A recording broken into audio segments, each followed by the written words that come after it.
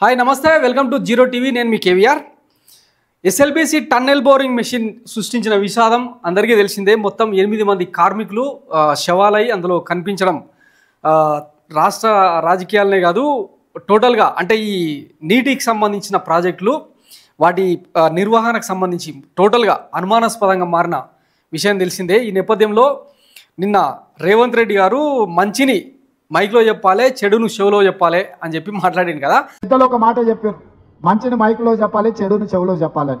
అసలు అంటే ఇక అయిపోయినదేదో అయిపోయింది. ఈ ఎస్ఎల్బీసీ విషాదం ఎవరి పాపం, దీని మీద ఈకలు పీకడం అన్నది అనవసరం. కానీ ఇప్పుడు ఆ ప్రాజెక్టును ఒకప్పుడు అంటే వైఎస్ రాజశేఖర రెడ్డి 2004లో ముఖ్యమంత్రి అయిన తర్వాత 2005లో జలయజ్ఞం ప్రాజెక్టులో భాగంగా మొట్టమొదటిగా చేపట్టింది ఈ ఎస్ఎల్బీసీ ప్రాజెక్టును. దానికి కారణం ఏంటంటే అప్పట్లో మునుగోడు ఫ్లోరైడ్ బాధితులకు సంబంధించిన కావచ్చు, నల్గొండ నీటి ఎద్దడికి సంబంధించి కావచ్చు, మొత్తం 7-8 నియోజకవర్గాలకు వాటర్ ఇచ్చే కాన్సెప్ట్ ఒకటి, తర్వాత హైదరాబాద్కు ఆ నీటిని తరలించాలన్న ఉద్దేశం మరొకటి. ఆ నేపథ్యంలో మొత్తం 2800 కోట్ల పైచిల్కు డబ్బులతో ఆ ప్రాజెక్టు స్టార్ట్ చేసిర్రు. ఆయన మరణానంతరం యాక్చువల్గా అవన్నీ స్టార్ట్ అయిన పనులు కూడా 2009లో. అయితే 2009లో మొదలైన పనులు కేసీఆర్ అంత పెద్ద కాళేశ్వరం కట్టింది కదా, 7 బరాజులు, ఒక 10-15 పంప్ హౌజులు, తర్వాత 1000 కిలోమీటర్ల మేర కాలువలు ఇవన్నీ చేసినోడు ఆ ఎస్ఎల్బీసీ టన్నెల్ను ఆ మిగతా 24 కిలోమీటర్లను ఎందుకు పూర్తి చేయలేడు అన్నది ఇప్పుడు అతిపెద్ద ప్రశ్న. వాస్తవానికి ఆయన చాలా నిజాయితీగానే అసెంబ్లీలో ఈ ఎస్ఎల్బీసీ టన్నెల్ బోరింగ్ మిషన్ను లోపలికి జొర్రిచ్చిరు, దాన్ని బయటకు తీయలేము, అట్లా అని పూర్తిగా కూడా కొనసాగించే పరిస్థితి లేదు అని చెప్పి కొంత నిజాయితీగానే చెప్పిండు. కానీ మరి అట్లాంటి విషయం చెప్పిన కేసీఆర్ ఎందుకు దాన్ని మరొక 10 కిలోమీటర్ల మేర కొనసాగించుడు, అర్ధాంతరంగా 4-5 ఏళ్ల పాటు దాన్ని ఎందుకు పండబెట్టిడు అన్నది ఇప్పుడు చర్చనీయాంశంగా మారింది. ఇది ఎస్ఎల్బీసీ అధ్యక్ష, ఇది ప్రపంచంలోనే లాంగెస్ట్ టనల్ సార్. ఇది ఎంటైర్ వరల్డ్లో 44 కిలోమీటర్ల టనల్. దీని తర్వాత మళ్ళొక 7 కిలోమీటర్లు మళ్ళొక టనల్ అధ్యక్ష. ఈ టనల్ కంప్లీట్ కావాలి. ఈ టనల్ అయితే అయిపోయింది అనుకోండి, ఈ కాలువలు అక్కుడక్కులు అన్ని కంప్లీట్ అయ్యి ఇది ముందర పడాలి అధ్యక్ష. దీనికి సిస్టమ్ ఏంటంటే అధ్యక్ష, ఈ టీబీఎం ప్రపంచవ్యాప్తంగా ఎక్కడ చేసినా, ఎక్కడ టనల్ చేసినా ఏం చేస్తారంటే తవ్వుకుంటూ పోయి టనల్ 2 దిక్కులు తవ్వుతారు అధ్యక్ష, ఇటువైపు నుంచి అటువైపు నుంచి తవ్వుకుంటూ వచ్చి 2 కలిసిన సొరంగం క్లియర్ అయిపోయిన తర్వాత ఆ మిషన్ మళ్ళీ పక్కకు తను దారి చేసుకుంటూ దానిలో పోతారు, దాన్ని వదిలేస్తారు అధ్యక్ష. రెడీ చేసిస్తారు మిషన్ తీయర్ బయటికి. అట్లాంటి టీబీఎం మెకానిజం ఇది ప్రపంచవ్యాప్తంగా ఇదే ఉంది. దానిలో ఆ టనల్ బోర్ మిషన్ సొరగొట్టిన అధ్యక్ష. ఇక అవి ముందటికి పోవు, వెనకకు రావు. ఆ పని కాదు. ఇప్పుడు కూడా నేను ఇంజనీరింగ్ అయితే అధ్యక్ష, ఇప్పుడు కూడా అడిగితే ఇంకో 3 ఏళ్ళ అందాలకు అవుతాయి సార్ అంటున్నారు. ఇంకా 3 ఏళ్ళ అందాలకు అవుతాయి సార్ ఇదే వేగంగా జరిగితే. అది శ్రీశైలంలో అప్పుడు నీళ్ళు వచ్చినప్పుడు నీళ్ళు పోవడు, మొత్తం మునిగిపోవడు, మళ్ళీ దాని మీద క్లియర్ చేసుడు అధ్యక్ష. దీని తవ్వే పద్ధతి ఏంటంటే టైగర్ వ్యాలీ కదా అధ్యక్ష, అన్నాడు మానవ సంచారం పోవద్దు, పోతే అబ్జెక్షన్. దాన్ని ఎవరో పోతారు, మళ్ళీ వీళ్ళే పంపిస్తారు, పోయి కోర్టులో వేస్తారు, మన పర్యావరణ సంఘాలు వస్తాయి, ఇది పర్యావరణ వ్యతిరేకమని మళ్ళీ చేస్తారు. ఒక షాఫ్ట్ పెట్టుకొని కనీసం గాలి వచ్చినట్టు చేసుకుందాం, టన్నల్లోకి వెళ్తురు వచ్చినట్టు చేసుకుందాం అంటే కూడా వీలు లేకుండా పెట్టిండ్రు. ఇక్కడి నుంచి గాలి పంపిస్తూ ఉంటారు అధ్యక్ష. ఈ ఎండ్ నుంచి గాలి పంపిస్తూ ఉంటారు. ఆ గాలి పీల్చుకుంటూ ఆ టీబీఎం డ్రైవర్కి టన్నల్ తవ్వాలి అధ్యక్ష. వాస్తవానికి ఆయన అభినవ కాటన్ దొర కదా, తర్వాత సర్ ఆర్థర్ కాటన్లా మారి మొత్తం నదులకే నడక నేర్పిన వ్యక్తి కదా. మరి ఈ ఎస్ఎల్బీసీ వివాదానికి, ఈ విషాదానికి ఎందుకు పరిష్కారం చూపించలేకపోయాడు? వాస్తవానికి ఇక్కడ అంటే కాంగ్రెస్ గురించి ఇంకా మాట్లాడుకోవడానికి ఏం లేదు. ఎందుకంటే ఇది ఒక అటర్ఫ్లాప్ గవర్నమెంట్, రేవంత్ రెడ్డికి ఏమీ చేత కాదు. నిన్న ఆయననే ఒప్పుకున్నాడు, అసలు తనను ముఖ్యమంత్రిగానే ఎవరు గుర్తించట్లేదు, కేబినెట్ సహచరులు సహకరిస్తలేరు, ఎమ్మెల్యేలు కూడా తనను దేకట్లేదు, తాను ఢిల్లీ పోతే ఢిల్లీలో ఉండే ఎంపీలు హైదరాబాద్కు వస్తారని చెప్పి కొన్ని నర్మగర్భ వ్యాఖ్యలు చేసిన నేపథ్యంలో వీళ్ళకి ఏది చేత కాదన్నది అర్థమైపోయింది.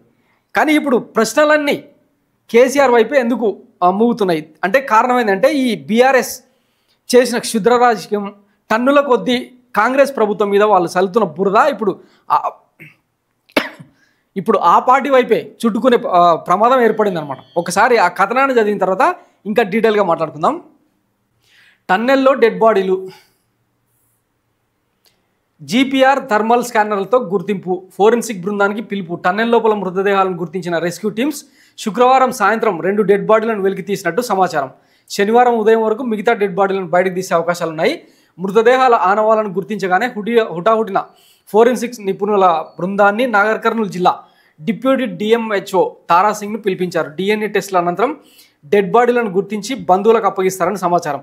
ఈ ప్రక్రియ పూర్తయ్యేలోగా ప్రభుత్వం నుంచి అధికారిక ప్రకటన, పరిహారం చెల్లింపు అంశాలు ఉంటాయని తెలిసింది. స్పాట్ వద్దకు చేరుకున్న డిప్యూటీ డిఎంహెచ్ఓ, ఫోరెన్సిక్ నిపుణులు మట్టిని బయటకు తీసేందుకు ప్రత్యేక యంత్రాలు తీవ్రంగా శ్రమిస్తున్న Singareni rescue and mines operation team.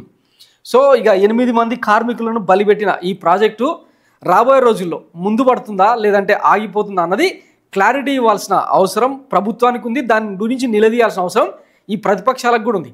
అయితే ఈ మొత్తం ఎపిసోడ్లో ఎస్ఎల్బీసీని ఆధారంగా చేసుకొని ప్రభుత్వ ప్రతిపక్షాలు ఆడిన బ్లేమ్ గేమ్ ఏదైతే ఉందో అది తెలంగాణ రాజకీయాలు అస్సలకు సూటుగానే అంశం.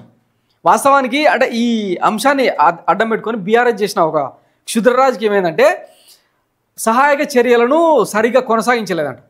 కేంద్రం నుంచి సింగరేణి నుంచి ఇంచుమించు 10కి పైగా సహాయక బృందాలు, మొత్తం 11 బృందాలు ఈ ఆపరేషన్లో చాలా తీవ్రంగా శ్రమించినాయి. కానీ ఫైనల్గా ఏమంటారు, ఆ మెషిన్ను కట్ చేస్తే తప్ప రెస్క్యూ ఆపరేషన్ పూర్తి కాదని చెప్పడంతో ఆ మెషిన్ను కట్ చేయడానికి సదరు కాంట్రాక్ట్ సంస్థ ఒప్పుకోకపోవడంతో ఇక వెనుదిరగాల్సి వచ్చింది.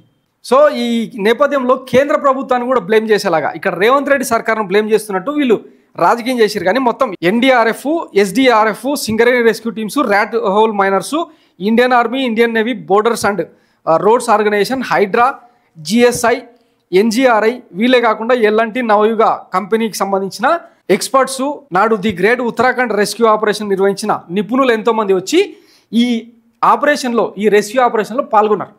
మరి ఇక్కడ కాంగ్రెస్ ప్రభుత్వం చేసిన దుర్మార్గం ఏంది? వాస్తవానికి వీళ్ళు ప్రభుత్వంలోకి వచ్చిన తర్వాత 14 నెలలు పూర్తయినాక మొన్ననే జస్ట్ ఒక 2 నెలల క్రితమే ఈ పనులు స్టార్ట్ చేసిరు. రేవంత్ రెడ్డి విమర్శలు చేసినట్టు పెద్దగా కమిషన్లో వచ్చే ప్రాజెక్టు కాదు కాబట్టి కేసీఆర్ దాన్ని ఏమన్నా పండబెట్టిండా? అంతకుముందు 10 కిలోమీటర్ల మేర ఆ సొరంగాన్ని తవ్వించిన వ్యక్తి ఆ తర్వాత 4-5 ఏళ్ల పాటు దాన్ని ఎందుకు ఆ పనులను ఆపేసిండు? వాస్తవానికి ఆ పనులను కనుక ఆపకపోయి ఉండుంటే, వాస్తవానికి ఆ టనెల్ బోరింగ్ మెషిన్ కొట్టుకుంటూ పోతే ఆ గ్రౌటింగు అవన్నీ ఏర్పడకుండా, సీపేజీలు ఏర్పడకుండా కొంతవరకు డ్యామేజ్ కంట్రోల్ అయ్యేదన్నది నిపుణులు చెప్తున్నమాట. ఇక్కడ ఒకరిదని కాదు పాపం వైఎస్ రాజశేఖర రెడ్డి అప్పటి నల్గొండ నేతలందరూ కూడా ఒక మహోన్నత ఆశయంతో నల్గొండకు దాహార్తి తీర్చేందుకు, మునుగోడు ఫ్లోరైడ్ బాధితులకు నీళ్ళు అందించేందుకు చేసిన ప్రయోగం అది. సరే, దాని తర్వాత 2014లో రాష్ట్రం ఏర్పడ్డ తర్వాత కేసీఆర్ గారు కనుక ప్రత్యేక శ్రద్ధ, చొరవ తీసుకొని ఉండుంటే ఈ ప్రాజెక్టు పూర్తయ్యేదా లేకపోతే ఆగిపోయేదా అన్న తర్వాత సంగతి. కాళేశ్వరానికి సంబంధించి బాబ్రీ ఆ రోజు బాగా గుర్తు, అసెంబ్లీలో 6-7 గంటల పాటు పవర్ పాయింట్ ప్రజెంటేషన్ ఇస్తూ తొలి దశలో ఎస్ఎల్బీసీ గురించి ఎంత అద్భుతమైన ప్రజెంటేషన్ ఇచ్చిండు. మరి అంత నాలెడ్జ్ ఉన్న వ్యక్తి ఈ ప్రాజెక్టును ఆపేసి దానికి సైమల్టేనియస్గా ప్రత్యామ్నాయంగా ఇంకొక ప్రాజెక్టు చేపట్టుంటే అసలు ఈ విషాదానికి అవకాశమే లేకపోయేది కదా. అందుకే చెప్పేది, ఈ ప్రాజెక్టులో ఎస్ఎల్బీసీ విషాదంలో అన్ని పార్టీల పాపం ఉంది, అందరు ముఖ్యమంత్రుల పాపం ఉందన్నది ఫైనల్ కంక్లూజన్. దీని మీద రాబోయే రోజుల్లో ఇంకెంత రాజకీయం చేస్తారో, ఎంత బురద చల్లుకుంటారో, ఎంత రూసుకుంటారో తెలియట్లేదు. కానీ ఇప్పటికైనా అంటే ఈ కాంగ్రెస్ ప్రభుత్వం దీన్ని ముందుకు తీసుకెళ్ళబోతుందా లేదా? జూపల్లి కృష్ణారావు, ఉత్తమ్ కుమార్ రెడ్డి లాంటి వాళ్ళు అక్కడికి వెళ్ళి చాలా లోపలికి వెళ్ళి చాలా తీవ్రంగానే ట్రై చేసినారు. అంతా బాగానే ఉంది, అంటే వీళ్ళ ఎఫర్ట్ను కాదనలేం. అట్లాగని బీఆర్ఎస్ చేస్తున్న రాజకీయం కూడా కరెక్ట్ కాదు నీటి ప్రాజెక్టులకు సంబంధించి. ఎందుకంటే కేసీఆర్ గారు చాలాసార్లే చెప్పారు, తలాపున గోదావరి కృష్ణ పారుతున్నా మనం నీళ్లు అంటే చెంబుతం ముంచుకొని తాగే పరిస్థితి లేదు, గొంతెండిపోతా ఉంది, దాహార్తి నెర్రలు నిండిపోయింది తెలంగాణ అని చెప్పి ఆయన ఒక పెద్ద ప్రయోగం ఏదో చేసింది కదా కాళేశ్వరం. నెక్స్ట్ మరి పాలమూరు రంగారెడ్డి ప్రాజెక్టును ఎందుకు అది అంత వేగంగా దీన్ని పూర్తి చేయలేకపోయిండు అంటే ఇంకా ఇక్కడ మళ్ళీ రాజకీయ కోణాలన్నమాట. రాఘవ కన్స్ట్రక్షన్స్, పొంగులేటి, జూపల్లి కృష్ణారావు లాంటి వాళ్ళందరూ ఆ పాలమూరు రంగారెడ్డి ప్రాజెక్టులో ఇన్వాల్వ్ అయి ఉన్నారు కాబట్టి వాళ్ళకే మేజర్ కాంట్రాక్ట్లన్నీ పోతాయని చెప్పి ఆ ప్రాజెక్ట్ని ఎండబెట్టిండు. మరి ఈ పాపం కేసీఆర్ది కాదా? ఇప్పుడు మహబూబ్ నగర్కి చెందిన రేవంత్ రెడ్డి ముఖ్యమంత్రి అండి, మరి ఆ పాలమూరు రంగారెడ్డి ప్రాజెక్టును ఎందుకు ముందుకు తీసుకెళ్ళలేకపోతున్నారు? సో ఇవన్నీ చాలా ఉన్నాయన్నమాట. జలయజ్ఞం రిలేటెడ్గా తెలంగాణ దాహార్తిని తీర్చేందుకు, సాగు భూమికి ఒకప్పటి బోర్ల తెలంగాణ సస్యశ్యామలం చేసేందుకు ముఖ్యమంత్రులు చాలామంది బాగానే ప్రయత్నం చేస్తూ ఉన్నారు. కానీ రాబోయే రోజుల్లో ఈ ప్రాజెక్టులను ఎట్లా ముందుకు తీసుకెళ్తారు? ముఖ్యంగా ఈ ఎస్ఎల్బీసీని ఈ విషాదం జరిగిన క్రమంలో ఆపుతారా లేదంటే ముందుకు తీసుకెళ్తారా అన్నది తేలాల్సిన అంశం. Thanks for watching zero TV. నేను మీ కేవీఆర్. Thank you.